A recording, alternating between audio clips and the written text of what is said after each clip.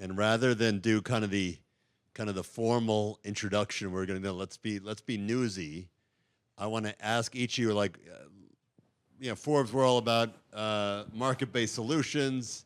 We've got probably an environment where I think that's going to be looked at. Where did each of you, in introducing yourself to the audience, where did each of you see the void in the market, or still see the void in the market?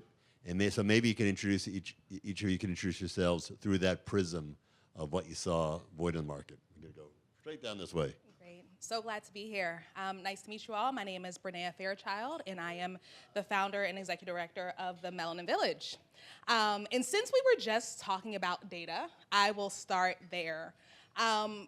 In 2019, the ACT found that only 5% of Black children met all of the ACT's college readiness benchmarks. 5%. And in 2023, it again was 5%.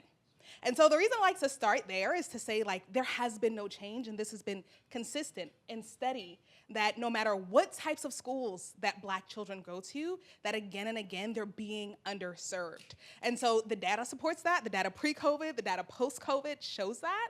And so really just showing the need to say that we need to think about and do education differently to really make sure that it's equitable and accessible. And so what we do in the village is that we have a variety of different programs that focuses on providing that world-class education by partnering with parents. So we have a hybrid private school where parents essentially are paraprofessional parent educators, so they work one-on-one with their children and come into our facility as a way to equip and prepare them as educators. And then we also have traditional sort of homeschool co-ops where we train parents as educators and provide high-quality curriculum and classes.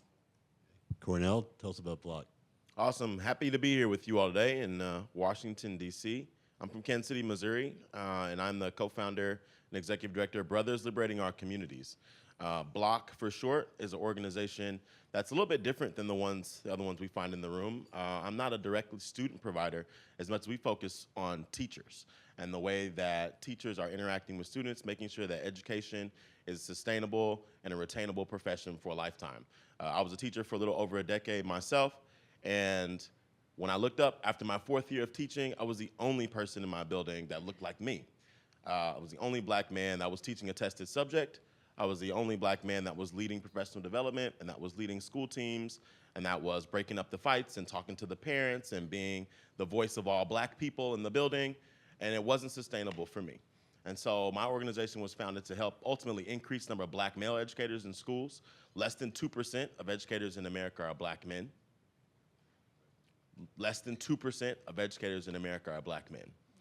And when we look at the dropout rates and who leads and the rates for Black boys, when we look at literacy rates and who is bottom of the barrel and numeracy rates, and the other data point that I love to throw out, one educator that looks like, that comes from the same culture or that comes from the same neighborhood as their student, just one experience can help that student graduate from high school better rate of 15%. And so when we talk about representation or making sure that students are able to see teachers that look like them, not only is it a social and emotional experience, but it's also an experience that helps them achieve better and be better citizens. So it's a classic void filling where you're talking about 2%, probably what, about 6% of students About 6 are or Black 7. boys? Yep, Black boys, absolutely. And so, you're underrepresented by And in Missouri, the 2/3. state that I come from, 90% of educators are white. Hi, my name is Mary Jo Fairhead. I am from the Pine Ridge Reservation in South Dakota, and I have a small school that I founded preschool through 8th grade. I was a public school principal and teacher, and at the public school system, class sizes were huge, and in our area, our proficiency rates are really low, our child suicide rates are really high, our dropout rates are really high. We just have a lot of issues that I was seeing, and it just felt unmanageable. And so my goal with Onward Learning was to step out of that system and to make those problems manageable. And yeah, we are the only school choice outside the public school system in our whole county and the surrounding counties. Patricia, last but not least, Thank you, Randall. the void. So what I'll say is that I'm just a local girl who both believed in and felt the power of education to be the wind beneath my wings. And so for me, I was with a place called Friendship House 30 years ago that did childcare, welfare to work, job training, had a clothing bank, lots of things that we did to try to help our community. But one of the things in childcare that we saw is that children would leave us at 3, 4, 5 years old and go to the traditional schools, and they'd come back, and the light was being lost. Now, you can't imagine what it felt like to see children that left you bright, creative, happy, and came back, and now you're realizing that they can't read when they're back for after school and other programs. So we said, well, we can't do any worse. Let's start schools. And we did that. And we joined with educators, and now today, Friendship, at almost 30 years old, is educating 1 in 10 children in Washington, D.C. But let me say this. 1 in 3 children that are proficient here, they're in a Friendship school, if they're African American, if they're low income. And that, I think, is important, because we know what our children can do, and we prove what they can do every day. And nobody should be surprised. These are some, Yes Prize All-Stars here, and now we see why. Who here considers themselves an entrepreneur? Everybody. Well, the key to any entrepreneurial story is the kind of that aha moment, like the light bulb went up.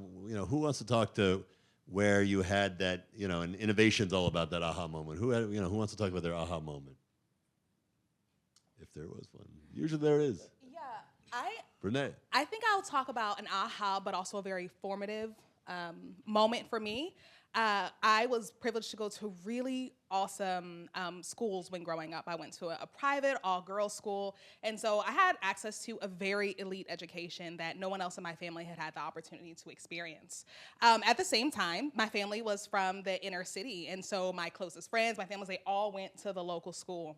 And I remember distinctly the day that I was trying on clothes with my best friend at 15, and she's like, I have a 15-page paper due tomorrow, and I haven't even started. And I was like, oh my goodness, what you gonna do? The private school, I'm freaking out. And she's like, don't worry, girl, I'm just gonna copy and paste. And then I really start freaking out. I'm like, you're gonna get kicked out of school. This is gonna be terrible. And she looked at me, she said, girl, half of these kids won't even do the assignment. These teachers don't care. And at 15, I say that's the first time educational inequity slapped me in the face, because I was suddenly like, my closest friend, who was just as bright, just as brilliant, I could see was being undersold. And so I initially thought I was going to be a senator and I was going to redefine public education system. Yes, right?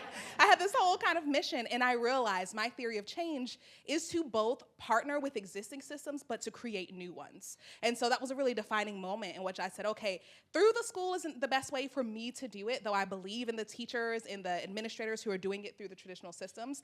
I think we need a different system, and a system that reimagines the way that education can be, and a system that partners with parents, right? Knowing that no one's gonna love a child more than their parent does. And so that was definitely a really kind of defining moment for me. Well, the first, before that aha moment, you need to see the market need before you figure out how to solve it, and that's clearly what you saw when you were 15. Anybody else have an epiphany at any point in their journey? I'll jump in and talk about that moment of where you figure out where to solve it. I talked a little bit about my aha as an educator, and how my the impetus for starting the organization was a traumatic experience as an educator, being a one of only in a building and feeling like, my eyes start twitching after 3 years. Like, I can't survive like this for very long. And we started off just doing professional development. So right now it's a very well-documented phenomenon called the black tax, where educators that are the solo in their building are often asked and required to do much more than what their contract asks or what they're being compensated for.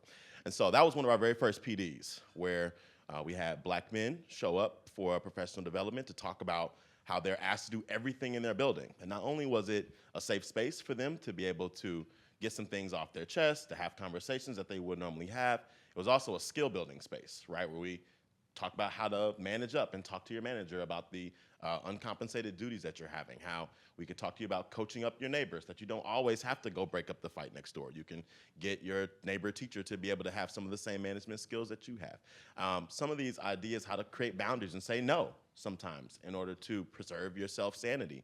And it was in some of these moments with professional development where we have safe and brave spaces where black men that are like-minded, that are trying to better their craft are all coming together in the same space, and then leave feeling fulfilled, right? Leave really feeling like they can go back to work tomorrow feeling like a fresh and feeling better for their students. Ultimately, right, I think that's one of the biggest problems that we face, is that teachers are feeling much less poured into. Teachers are feeling less sustained. Teachers aren't feeling like they can be their best selves.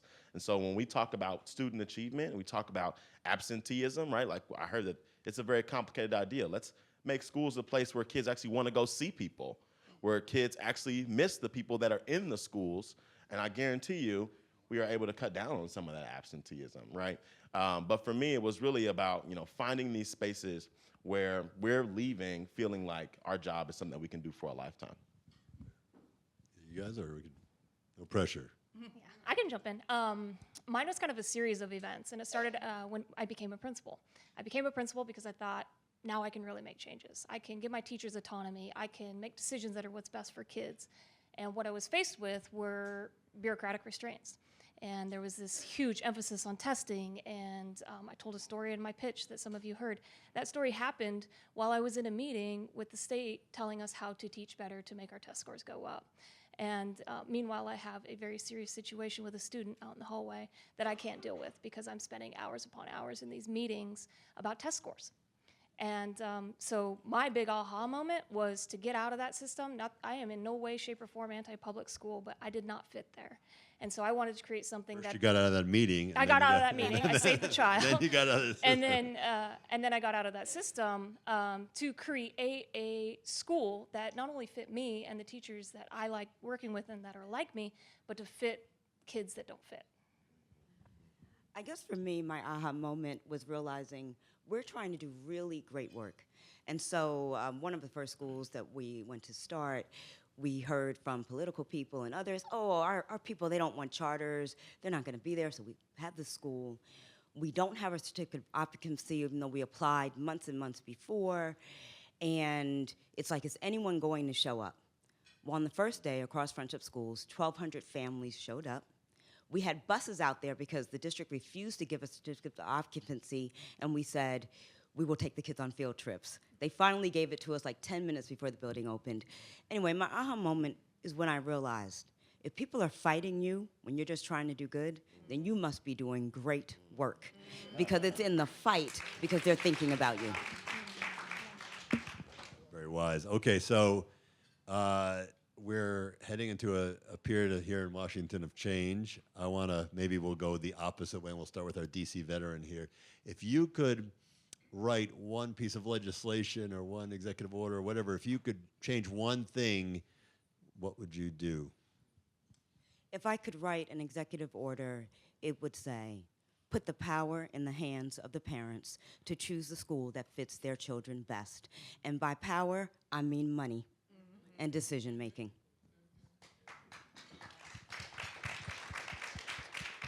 Too easy. I'm not going to let you off the hook. How much? What would that check look like? Would you index it by community? Like, come on, let's write a bill. It could be a 2-sentence bill. We absolutely can index it by community, but let's be for real. If every single one of our parents got what we paid on an average basis to the local district, then they would have more than enough money. In the District of Columbia, that is anywhere from $25,000 to $30,000 a child. So on an earlier panel, somebody mentioned what it costs for the average private school. Well, you can go to the average Catholic school around here for probably $12,000. You can go for a really well-heeled school at $25,000. So there's more than enough money. All righty. Too bad DC doesn't have senators or reps. I think you're ready for the campaign trail. That can always change. I was like, Home rule. taxation for DC. that representation. We see it on the driver's license. Can I say ditto? No. You'll vote for her bill, but what's your bill? Yeah, all right. So I'll do something different, obviously. I'm gonna flip the script a little bit, and something that would help my friends and teachers that are in the public school system, and the kids in those systems. What I'm seeing in our local school districts is not enough recess time. The food is terrible. It's not healthy. I would like to see a minimum requirement of recess time, free play, not PE time, and real healthy fuel food rather than processed and sugar. More recess. I think that would be very popular with the under 18 crowd. Yeah. Well, and the other part of that is middle school kids need it too. And many of our middle schools don't have any sort of recess, and then we're wondering why we have all these behaviors and why these teachers are having to deal with these hard issues. And I just say let the kids play a little more. I'm going to go with teacher pay right off the bat, right? I think that teachers need to be compensated for the important work that they're doing. They're the most important members of our society, leading us towards a better future, and they're not recognized in that way. I would add on to that some specific legislation around teacher certification and teacher licensure. I think that several states make teachers jump through hoops, especially teachers coming from other countries or coming from other communities. Getting your green card to be able to teach in our country, English language learners, is incredibly difficult. And so along with that, being able to create incentives for teachers from lower income communities or descendants of slaves in this country to be able to have incentives for becoming educators with paraprofessional opportunities, licensure opportunities, and opportunities for them to be able to be a teacher more easily. All right. Follow-up question for somebody on the front lines.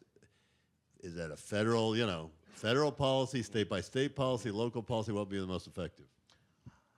That's a tough one. I do believe that each state has a right to be able to think through what's best for them and what's best for their culture and their community.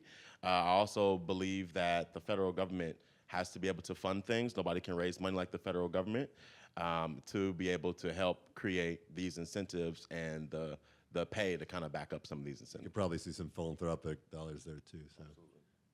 Brenaea. Yeah, the idea is that quality education is a basic human right? Like the only way that children will be able to grow, achieve, change the world is for them to be critical thinkers, right? To be able to think well and to apply those things. So I think very similarly, I think the way to make it a not partisan issue, but something that says this is about the kids, this is about our future, right? Because these kids are going to be our doctors one day, right? These kids are going to be our lawyers one day. And so what does that look like? Would be to make it, to move it away from being a partisan issue. And I think whatever legislation, the thing I'd be advocating for is to make sure that it's data-driven, because I love innovation, but I'm also like, let's just not go making stuff up. Like, we need to know what works so that when we're doing it, it's actually going to have the impact we want to have. Data-driven policy, but hold on. Yes, exactly, right? Like, novel idea. And so I think just it would hit on all those different points where it's like what we can see now. We have data that says what happens when we allow parents to choose where the funding goes for the child. We have data that says what happens when we pay teachers a little bit more. We have data that says what happens when kids have a little bit more playtime. Right. And so really looking at it from a people-centric, a child as a whole person-centric issue, and then saying let's make sure whatever we do it because we know we're raising the next generation of our society. So, we could bundle all these bills into a block and and put it through as an omnibus package. I like it. All right, a follow-up. Two of you mentioned recess. Brenaea, you just mentioned Mary Jo. You mentioned a related question. Look straight. Can't look at each other. Raise your hand. Who supports cell phone ban in schools? Raise your hand. Okay, we have one. I prefer the term a phone-free environment. Yes. Right, Who is I wouldn't say ban, but the truth is, right, we are in such a connected society that we miss opportunities to connect with each other.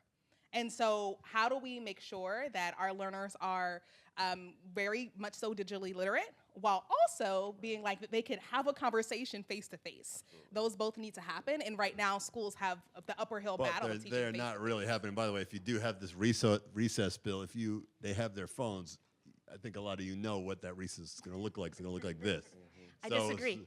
Okay, tell us. That's what I like. It's spicy here on the Innovation Panel. Well, at my school, it's pretty much phone-free.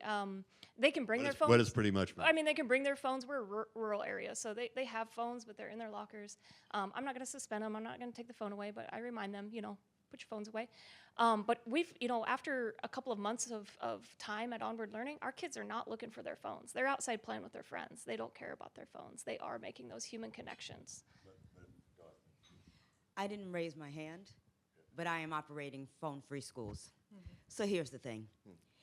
right now, with the way that our educators teach, the way our curriculum works, the way our classrooms work, we have to get rid of the distraction of phones. But the reality is that phone carries so much knowledge that our children need to learn how to use and operate. It's like when people talk to me about AI, and they're so concerned about AI because kids are going to cheat. What? I'm cheating every day and writing half the speeches, although not what I'm saying right now, Randall, just so you know, through AI. The reality is we have to catch up to our kids and teach them to use it well. We're just not there yet. Our education system earlier was called the factory education system, right? And that's the perfect example of it. And we're shifting towards a new generation of schools. My classroom is one where there's a QR code on the board. As soon as kids come in, there's music playing on the side. And of course, the QR code takes you to your worksheet, and I'll tell you to Google a few things, and then we have a conversation about it, right? We have a turn to talk about it. So there's ways that teachers, and that's a lot of professional development that we provide for educators, that you don't have to walk into your classroom and feel like there's a tension or you have to kick a kid out because he's got his phone out. Let's make your classroom activities, A, need to get better, right? So that your classroom isn't so boring. And then B, let's integrate ways that we can use technology in our classroom and gamification in our classroom so that it can become a place where, again, kids actually want to be, right? The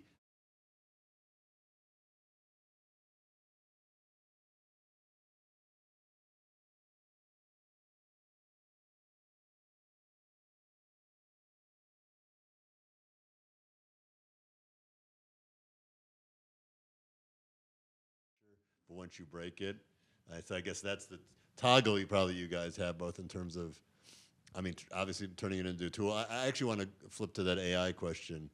I'll show my bias. I mean, I think, again, we're looking to hire at Forbes, people who are AI fluent. I mean, I think, the only way to really cheating is cheating the kids out of learning how to where the future is, which is AI. But how are you guys? I would like to kind of, you guys are on the front lines in these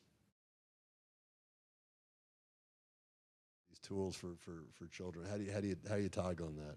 Because if you, by the way, innovation, it's an innovations panel.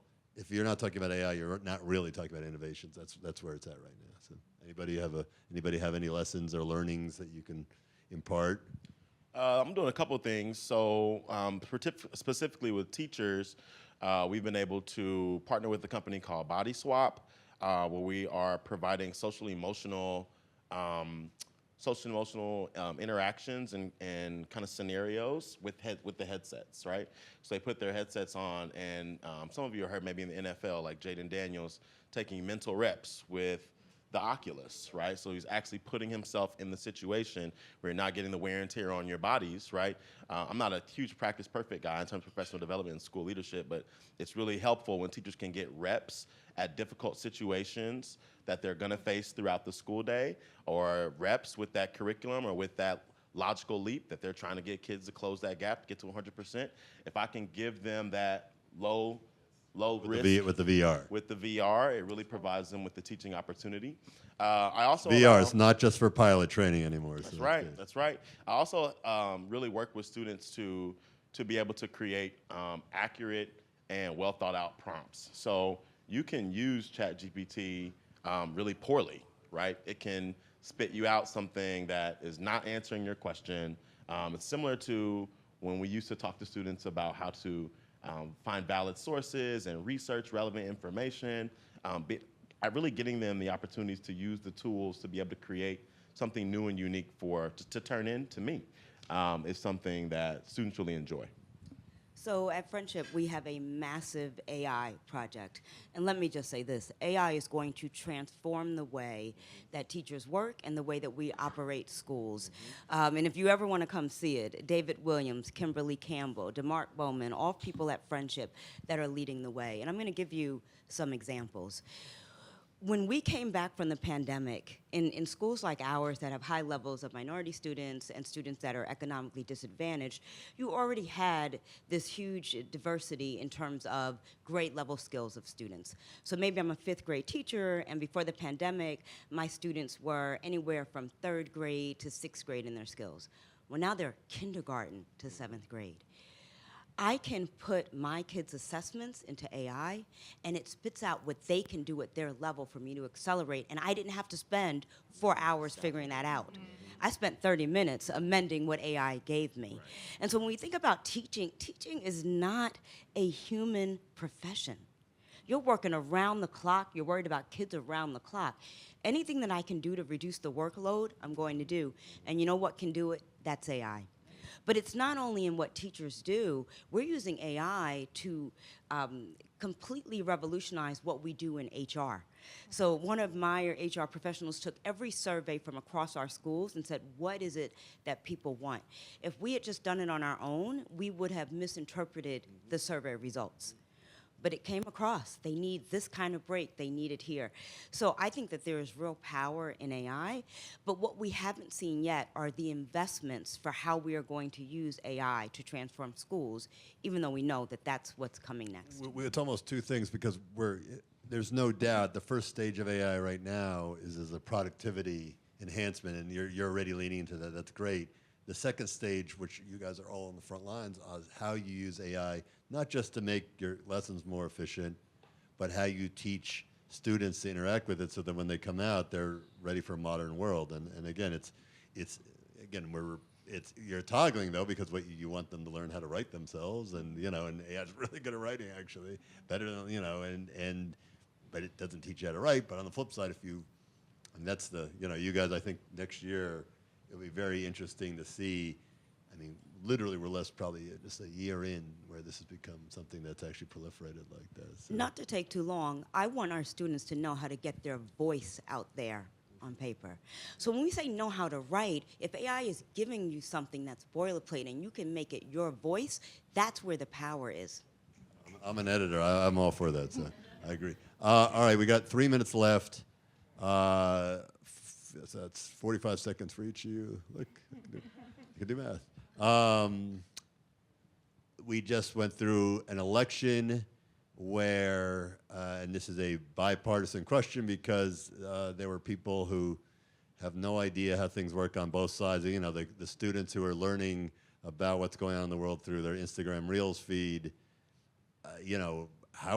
What would be your recommendation, 45 seconds, on teaching civics?